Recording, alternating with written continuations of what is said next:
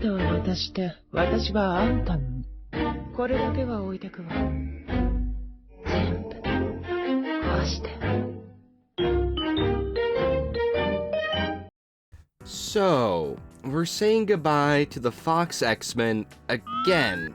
Kind of like that time before, or that other time. Okay, we're really bad at goodbyes, but with one door hopefully closed forever, a new one opens up. With Spider-Man Brand New Day apparently having a focus on mutants, it begs the question, how are they going to adapt the X-Men? I mean, they have such a deep, rich history with so many stories to tackle from decades worth of they're doing the Dark Phoenix saga. Which is a no-brainer. You can advertise it as, this time we're gonna get it right, guys, believe me. Which has me a little worried to say the least. I'm not the biggest on the MCU already, and while I know they can play pretty loose with adaptations, the Fox movies were on a whole other level. I mean, in the first movie alone, 2 Omega-level mutants, Storm and Jean, were going head-to-head, struggling against a ferocious Toad. Now, I'm not saying that you can't like these movies. I'm no stranger to liking bad movies. I will say that these movies are far from faithful and removed a lot of what I loved about the X-Men. The color, the grand sci-fi scale that rivals Ancient Aliens and batshit crazy, boiled down so much of the melodrama that Claremont introduced into, stay away from my girl, pal. The original story was about love, tragedy, a culmination of over 100 issues and ideas. So excuse me for having little faith in Joe, Anthony, and Greg Russo to adapt one of the most influential and nuanced comic storylines. But I really don't think this is just an MCU problem. I believe that the Dark Phoenix saga is nearly unadaptable in film. The cartoon surprisingly got it pretty well despite everything. A massive part of the Dark Phoenix saga is how Claremont builds on what he and other writers established before it. To jump in at Uncanny X-Men 129 is to miss the years of careful character work that makes the payoff all that more devastating. To properly appreciate what Claremont achieves, it's worth tracing Jean Grey from the beginning.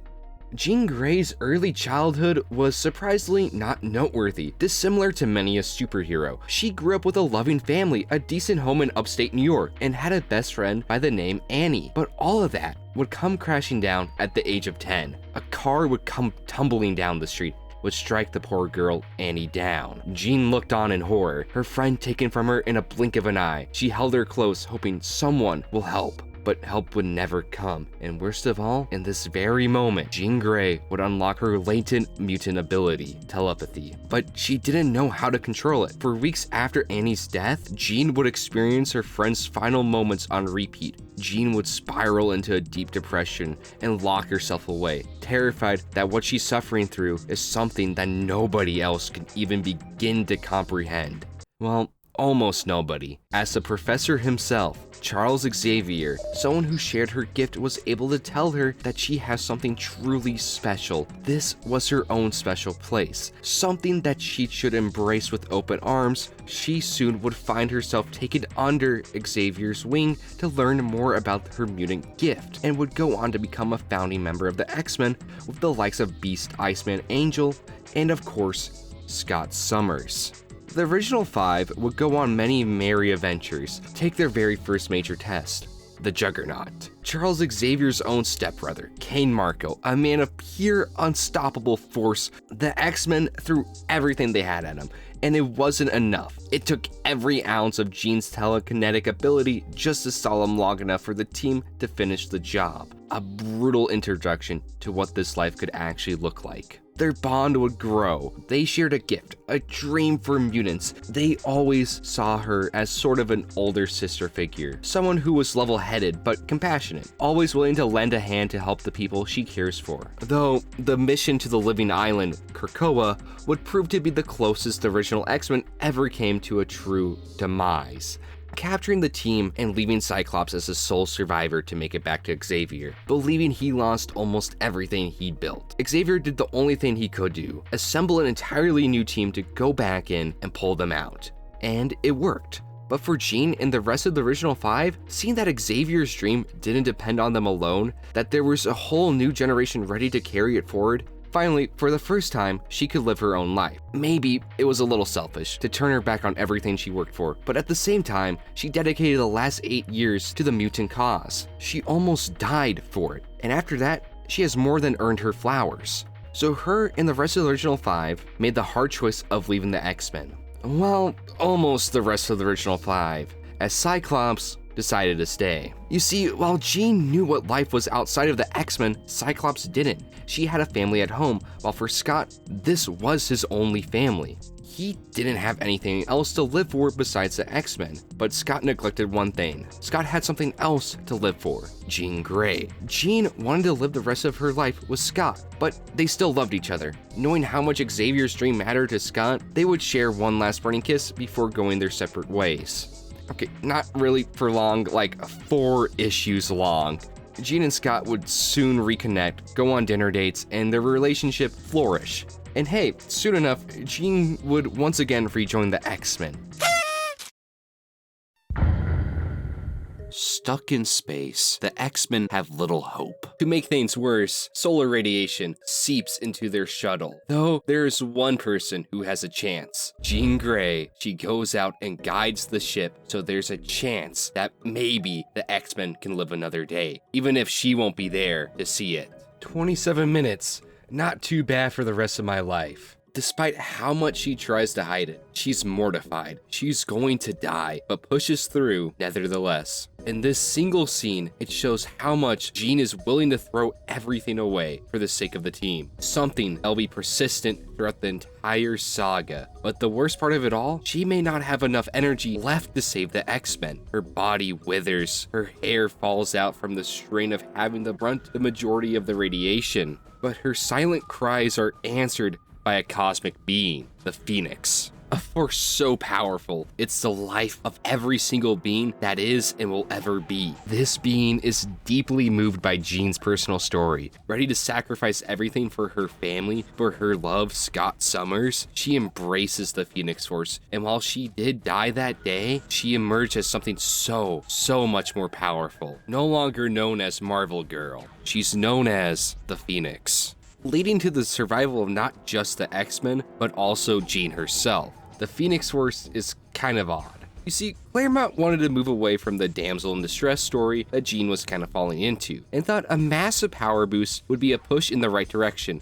For all intents and purposes, the Phoenix is Jean, and Jean is the Phoenix. Even though it took 20 years for Jean to actually unlock it, a cosmic being doesn't really work laterally in time or perceive it like we do. But the thing is, editorial really didn't like this approach. Jean was simply too powerful. So for a short period of time, when Jean died, her body was placed in a cocoon so it could regenerate, and her consciousness was put in a vessel created by the Phoenix, making them separate beings. But pretty much since Grant Morrison's new X-Men, this change was reverted back to the original plan of the Phoenix and Jean being one and the same. Does this make sense? Not really, but you know, we'll go with it. But after they land, it should be a powerful moment for Jean, unlocking her true potential. It's somewhat somber, actually. Despite surviving, Scott emerges from the water, mortified of what happened to Jean, ready to get himself killed just so he can see her. And even after she emerges, she's placed in the hospital for care. And knowing that she's safer now, he sneaks off from the rest of the team and cries, for he thought his lover was doomed. It took Jean quite literally dying in space, becoming one with a cosmic force, crashing into Earth, for Scott to realize that the one thing he truly lived for was not the X-Men, but it was Jean herself. When the entire time she viewed him so highly that when the Phoenix shows her the essence of her hopes and dreams, it's Scott himself. Every time he was given the chance to reject the dream that was thrust upon him,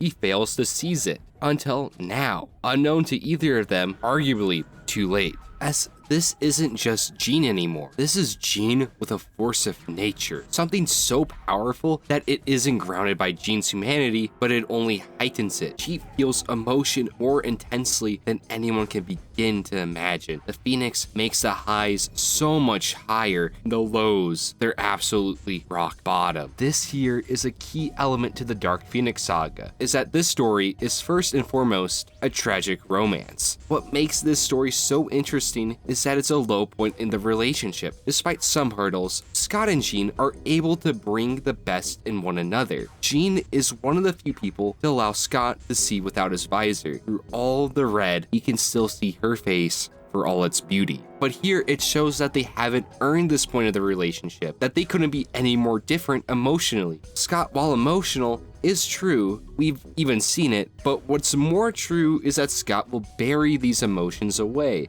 so he can be the Cyclops the X-Men need. Jean hasn't fully broken him out of his shell completely. Jean's emotional awareness has been heightened to the extreme. The same sensitivity that allows Jean to be the strongest telepath is the same that makes her just as tender. This tenderness and compassion is not a weakness, it just has to be treated with proper care. But this struggle is something so beyond humanity that it's almost impossible for Scott to truly comprehend or understand her. Despite being able to quite literally peer into one another's mind, they still can't get over this emotional barrier.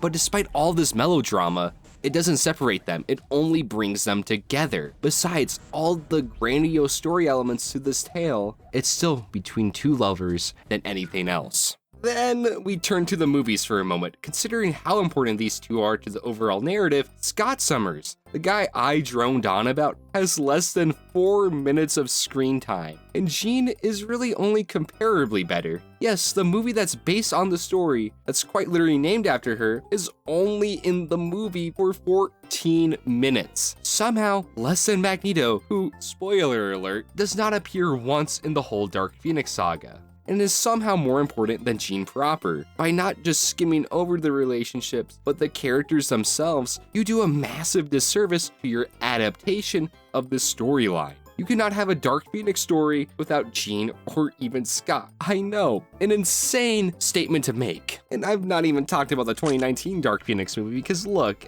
at least I remember Donut Lord Cyclops. I forget Ty Sheridan's Cyclops was even a character. It's really that forgettable, but I'm getting ahead of myself. Talked about Jean's mental state, but I really haven't gone into detail or bring them up. I think a perfect example of this is in the following issue, X-Men number 105, where we see Jean in her flat talking to her parents, showing them the place. She's easygoing, serving food and telling stories about her roommate, but suddenly Firelord crashes into the building, threatening her and endangering her family. Instead of being firm and assertive, she takes it to the next level, referring to herself as solely Phoenix once more, and even threatens to flat out murder him. And yet, a part of me still wants to get Firelord to kill him. My power is hitting me like a drug I've never felt, such ecstasy. God in heaven, what have I become? Essentially, ecstasy is such an interesting word that Claremont chooses to use. It implies she's not just heightened, but overwhelmed. Her psyche can hardly handle what's happening, and this is just a baseline encounter for the X-Men. And despite how everyone around her tries to reach out, it's something only she can ever relate to. When the fight ends, again, a switch flips and Jean reemerges, stammering, and finding it difficult to explain to her parents what's happening to her, because it's completely otherworldly. This right here is where other adaptations get it wrong. The Phoenix itself is not a force of evil. It's a miracle, a second chance, a gift born from love and sacrifice. The real tragedy is what comes next. The character who feels everything more intensely than anyone else in the universe is put through the worst, and the very same team she gave up everything for, failing her, all to the point of mental erosion taken to its extreme. The Phoenix Saga was the second chance. The Dark Phoenix Saga is having that second chance at life crushed. The Dark Phoenix Saga starts with the X-Men saying farewell to their member Banshee and Moira. The X-Men get back on the Blackbird and make their way home. But for Jean, this is no Blackbird. She is not surrounded by familiar faces, rather a man, Jason Wingard, who she believes she's madly in love with. They hold each other and almost embrace, all while in the back of Jean's mind, this isn't right, something has to be wrong, and she rushes out, leaving the arms of who she was made to believe she loves. Not too long after, a humble man comes from behind to ask her if she's okay. When she turns around, she no longer sees the roaring seas or even a ship hand, but rather Scott Summers. He notices something is wrong and tries to comfort her, but she can't put it into words. Her astral plane, something thought to be her own personal sanctuary by the professor, is being slowly invaded Jean holds herself back from truly opening up to Scott after confessing how much they love and care for one another, because she knows how much pain it would bring Scott, the perfect leader, but having to confront their harsh reality of not being the one able to fix everything, and on top of that, it had to do with Jean, it would shatter him completely. So Jean, concerned for Scott, putting his well-being over her own, pushes it down, despite how harrowing it is. When they return, Professor X informs them that Cerebro has picked up the trace of 2 different mutants, Kitty Pryde and the other Dazzler. So the team splits up. Scott, Jean, and Kurt head out to Manhattan to find the underground pop sensation. Their search leads them to a sleazy nightclub. We get a further glimpse of Jean and Scott's disconnect, where he tells her to use her powers to spy on their minds. Ever since the professor returned from his little space romp, Scott has had every single one of his decisions challenged by Xavier, causing him to not think clearly and wants to make sure this job is done quickly. Jean says to herself that it's easier said than done, as she's essentially forced to confront the repugnant thoughts of the nightclub goers vividly, even with a quick scan. But what she also sees is a man in the corner of the room, Jason Wingard. You see, the Hellfire Club was not something that Chris Claremont just came up all on his own. It was actually based on a real-life legend of an actual elite sadomasochist club in 18th century England. Claremont himself mentioned how when creating the club, he wanted to give them this edge of innocence to them to show how their perverse nature infiltrates the most innocuous of places. An example of this is when Jason bumps into Jean and venture back into the 18th century, no longer in the depraved, dimly lit nightclub, but a beautiful church, hosting a wedding ceremony, and to her surprise, she's the bride and Jason is the groom. You're mine now, milady, bound to me till the end of time. Throughout their encounters, Jason intentionally uses these terms of possession rather than endearment, that despite Jean being this all-powerful god, Jason, a man, views her as property to own, that he can just remove all her autonomy and claim her as his own. This church isn't the only place that is affected by the pervasion of Jason Wingard, but Jean's own church. Her mental plane is being invaded by this outside force, sealed with a kiss. Every facet of her being is overwhelmed by a physical and emotional tidal wave, the like of which has never known. To put it bluntly, this is assault. Gaslit her into believing this was a union between 2 ancestors, but instead of embracing one mind, body, and soul, Jason takes it from Jean, and when the vision fades, and she's brought back to reality, she's disgusted and pushes him away.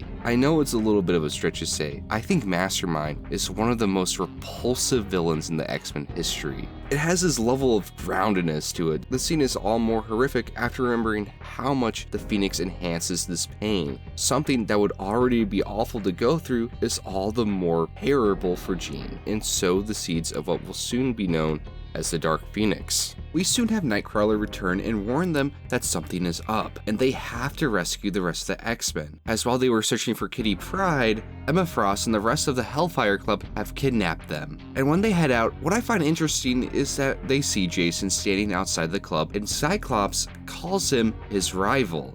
Someone who's directly challenging Jean's affection when that couldn't be further from the truth. Jean wasn't only repulsed by Jason, but was also taken advantage of. I know this is me coming off as I'm being rough on Scott. I want to preface before I get ripped in half, I absolutely love the guy, and if this happened in front of Scott at any point after this, Jason would be a red mist in 5 seconds. But I think it's an intentional decision on Claremont's part. This page shows a perfect glimpse into Scott's character flaw in this arc. How with the professor returning isn't just ruining his confidence as a leader, but also his own personal image as a man, bleeding into his decision making and how he processes problems in both aspects of his life. On top of that, I feel that this is a perfect criticism that Claremont levied earlier in how previous incarnations of Jean were handled, placing her as his damsel in distress that needs to be saved by her lover, but in the process neglects her own personal feelings, only focusing on one-upping his rival for a woman's affection.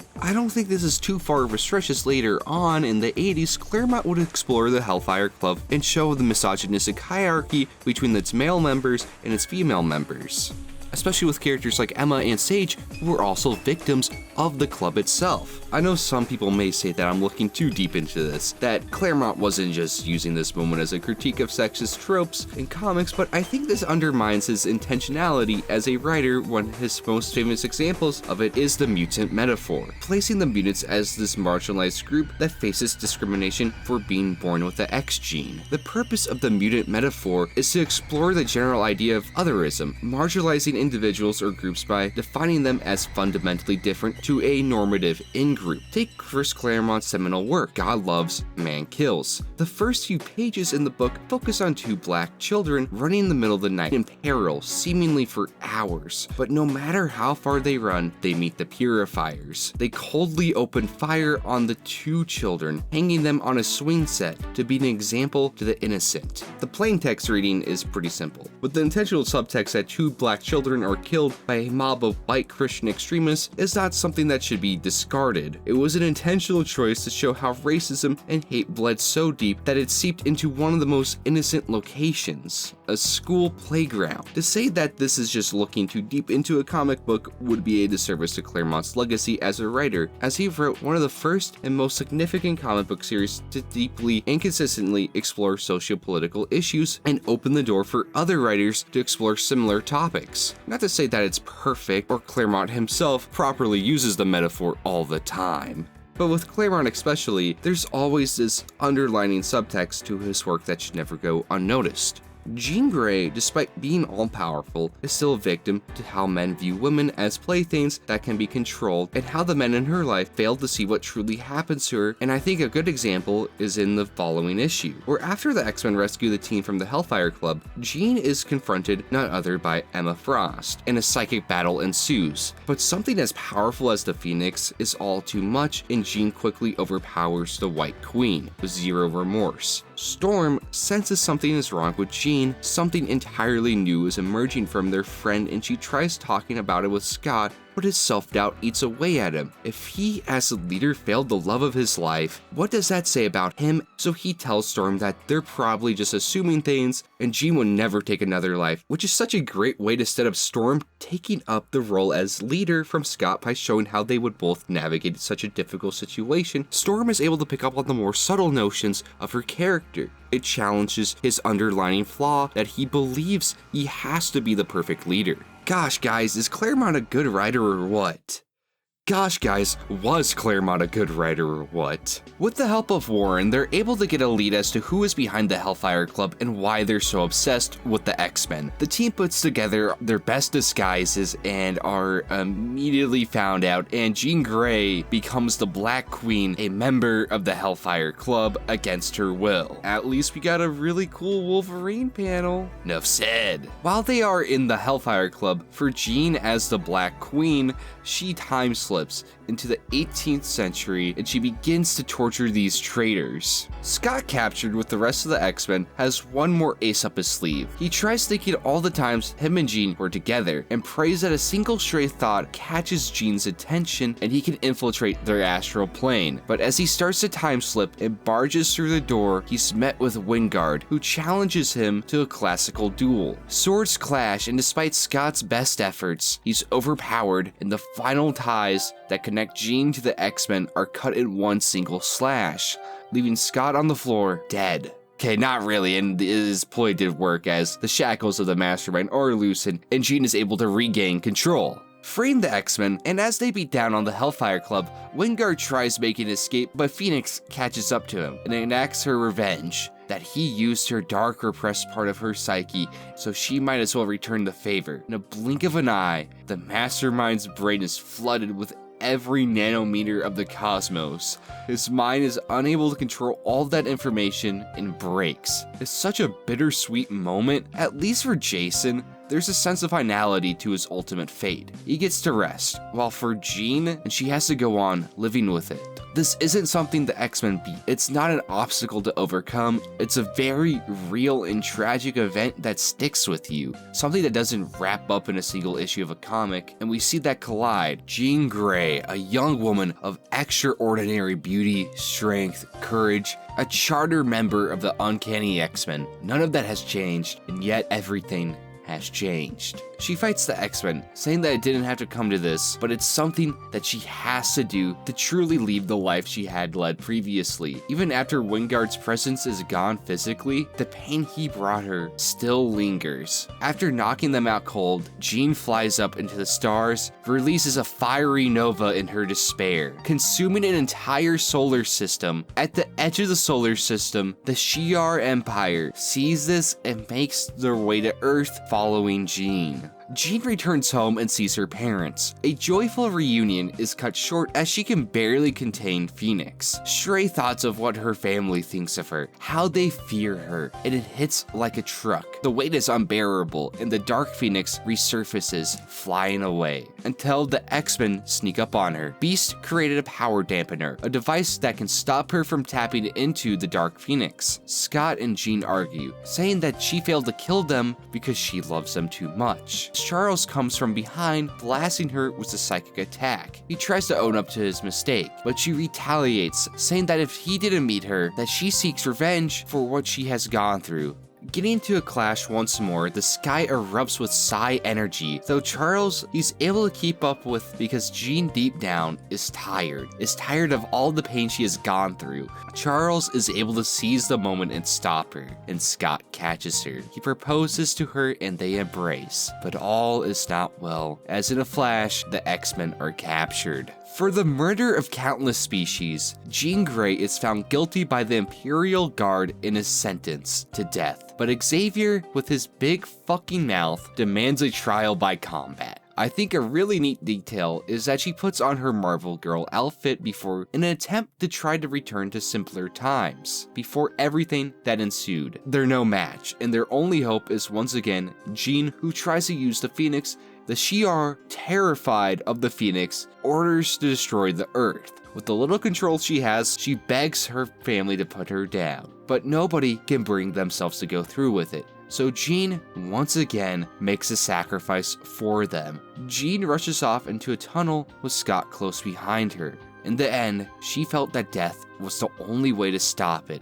As she points the ancient weapon at herself, she tells Scott she loves him, and in a single blast, Jean Grey was no more. The X-Men completely heartbroken. Even the Watcher seems mournful. In the end, she was able to save the world one last time, and that's where the Dark Phoenix saga ends. Not with a triumphant victory, but with a choice. How do we even adapt that? You don't. To put it plainly, they haven't really tried. They completely removed the subtext. Such a key element in what makes it so powerful. Trying to frame it that Jean was never able to control the Phoenix removes her agency as a character and makes her seem this weak-willed individual when that's the exact opposite. Jean is one of the most steadfast and compassionate members of the X-Men, and the reason the Dark Phoenix is even a thing is all the negative emotions built up that it took the worst thing that could happen to her for the cracks start to form. And do I really think that the MCU is able to handle such a topic? No, I really don't think so. I'm sorry.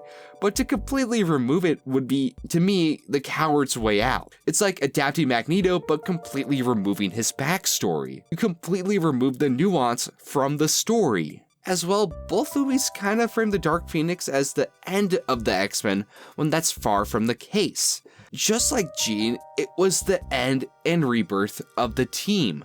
It also set up so many new characters. Dazzler, the Hellfire Club, Kitty Pryde as the next audience surrogate. The ramifications being blue and gold, astonishing, new X-Men, X-Factor. So much of what later X-Men would cover could be traced back to the singular storyline, and by framing it as the end, it kinda stops the X-Men from hitting their ceiling. A massive part of the Dark Phoenix saga is that they have to live with what happened, because the fight for mutant kind can never end. Maybe I'm wrong. Maybe 8 years down the line, the Dark Phoenix movie is some genuine kinography and gets an Oscar. Maybe I'm just a pessimistic idiot and this video will age like milk and you guys will get your sick kicks out of it. It wouldn't be the first or even the second time.